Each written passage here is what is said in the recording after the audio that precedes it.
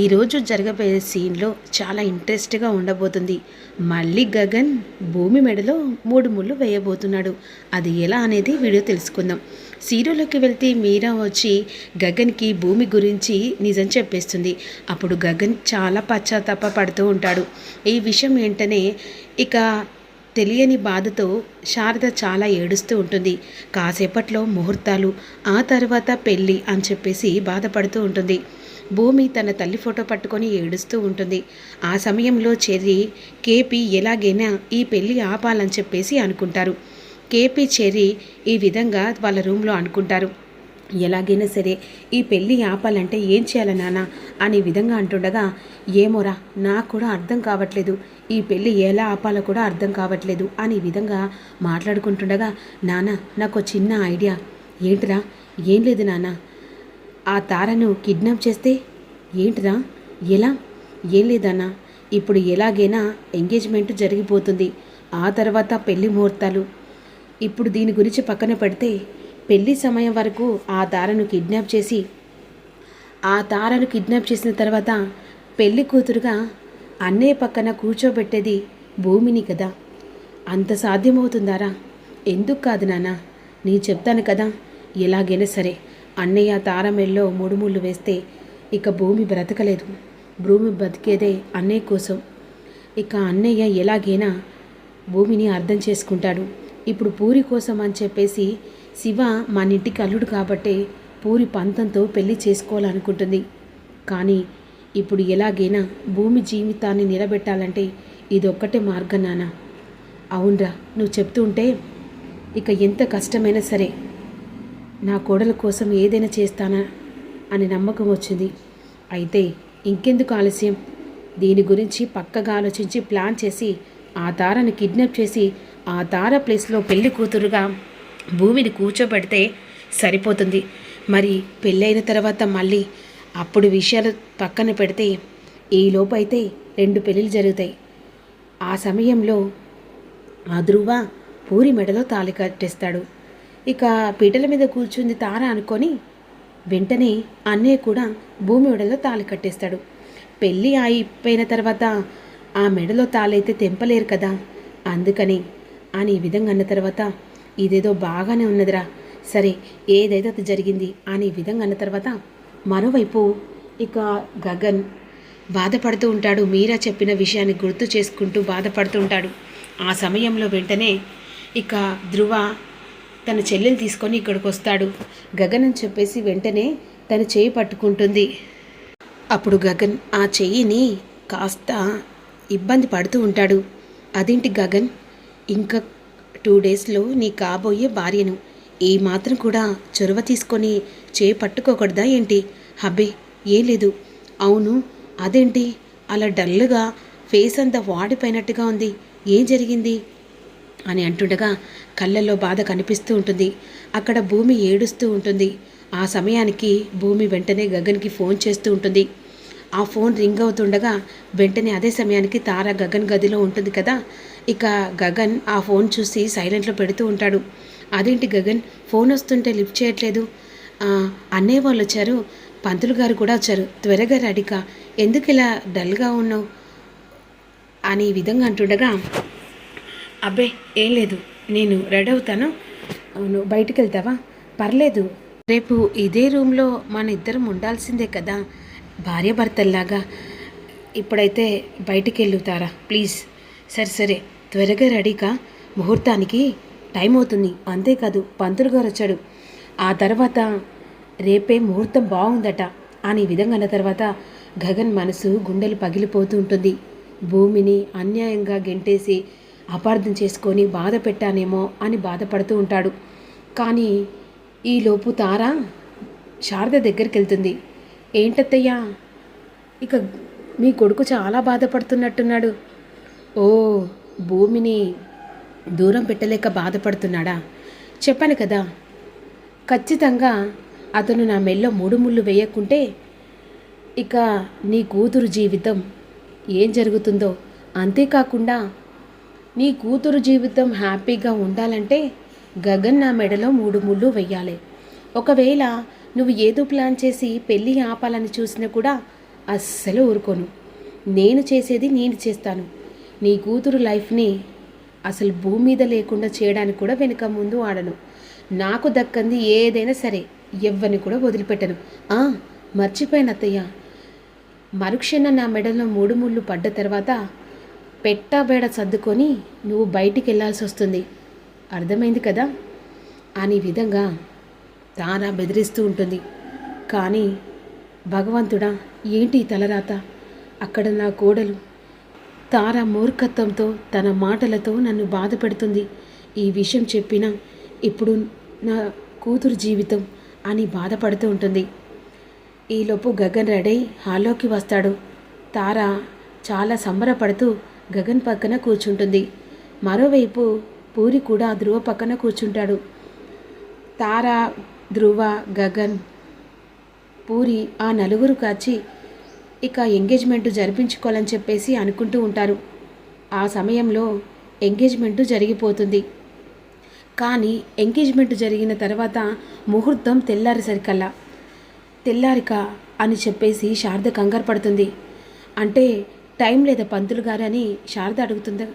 అదేంటత్తయ్యా, అవసరం లేదు పంతులు గారు, రేపే ముహూర్తం పెట్టించండి. అయినా రేపు ముహూర్తం పెడితే పర్లేదు కదత్తయ్యా, చేసేవాళ్ళు చాలామంది ఉన్నారు కదా, దానికి టైం తీసుకోవాల్సిన అవసరం లేదు. ఏమంటావు గగన్? నీ ఇష్టం అని చెప్పేసి గగన్ అంటాడు. ఇంకేంది, గగన్ గారు కూడా మా అనిష్టం అని చెప్పేసి అన్నాడు కదా పంతులు గారు, రేపే ముహూర్తం అని అన్న తర్వాత బేసిక్గా ఉందమ్మా అని ముహూర్తం రేపే పెట్టేస్తాడు. శారద ఏడుస్తూ ఉంటుంది. రేపు ముహూర్తం, పెళ్ళి ఆపలేని పరిస్థితి అని బాధపడుతూ ఉంటుంది. రేపు పెళ్ళి జరిగితే రేపు తను సాయంత్రం కల్లా ఇల్లు వదిలి వెళ్ళిపోవాలి. కోడలు ఇంట్లో అడుగు పెడితే అత్త బయటికి వెళ్ళడం అని బాధపడుతూ ఉంటుంది. నా బాధ పక్కన పెడితే నా కోడలు నాకు దూరం అవుతుంది. గగన్ బాధపడుతూ ఉన్నాడు. ఇప్పుడు భూమి గురించి తెలిసింది కూడా ఏం చేయలేని పరిస్థితి అని బాధపడుతుంటుంది. పూరి కూడా తన అన్న జీవితాన్ని ఫలం పెట్టుకొని తన స్వార్థం కోసం నేను పెళ్లి చేసుకుంటున్నానేమో అని ఈ విధంగా అనుకుంటుండగా పూరి దగ్గరికి తార వస్తుంది.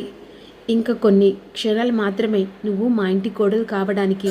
మా అన్నయ్య జీవితంలో నువ్వు అడుగుపెట్టిన తర్వాత ఆ జీవితంలో నువ్వు ఎంత హ్యాపీగా ఉంటావో అది నేను చెప్పక్కర్లేను. ఒక చెల్లెలుగా నేను చాలా అదృష్టం చేసుకున్నాను. నువ్వు కూడా ఆ పూరి అతి త్వరలోనే మా అన్నయ్య జీవితంలో అడుగుపెట్టి అదృష్టం చేసుకోగలవు. కానీ మా అన్నయ్య మాత్రం అబద్ధాన్ని, నమ్మకాన్ని, మోసాన్ని మాత్రం అస్సలు సహించలేడు. ఒకవేళ నమ్మించి మోసం చేస్తే కూడా ఊరికే వదిలిపెట్టలేడు అని విధంగా చెప్తూ ఉంటుంది. అప్పుడు వెంటనే ఇక పూరి తార మాటలు వింటూ ఉంటుంది. సరే మార్నింగ్ కల్లా లేవాలట, పడుకుందాం, మళ్ళీ పొద్దున్నే పెళ్లి పనులు అనే విధంగా అక్కడి నుంచి తార వెళ్ళిపోతుంది. పూరి ఏడుస్తూ ఉంటుంది. తన అన్నయ్య జీవితం ఇలా అవుతుంది, ఇప్పుడు నా పెళ్లి స్వార్థం కోసం అని చెప్పేసి బాధపడుతూ ఉంటుంది. ఈలోపు కేపీ వెంటనే శారదకు ఫోన్ చేస్తాడు. శారద ఏడుస్తుంటుంది. కాల్ లిఫ్ట్ చేస్తుంది. శారద ఏడుపు విని కేపీ, ఇక ఏంటి శారద ఏడుస్తున్నావా? ఏడవడం తప్ప నేనేం చేయలేని పరిస్థితి అని చెప్పేసి అంటుంది. ఇక నువ్వు ఎలాగైనా సరే ఈ పెళ్ళి ఆపే ప్రసక్తే లేదని చెప్పేసి మనసులో అనుకుంటూ ఉంటుంది శారద. ఇప్పుడు ఏం చేయాలనుకుంటున్నావు శారద? ఈ పెళ్ళి ఆపే మార్గం లేదా? లేదండి, ఎట్టి పరిస్థితుల్లో లేదు. నేను నా కోడల జీవితాన్ని నా చేతులారా నేనే ఇక తన భవిష్యత్తును ఆగం చేస్తున్నానేమో అని బాధపడుతూ ఉంటుంది.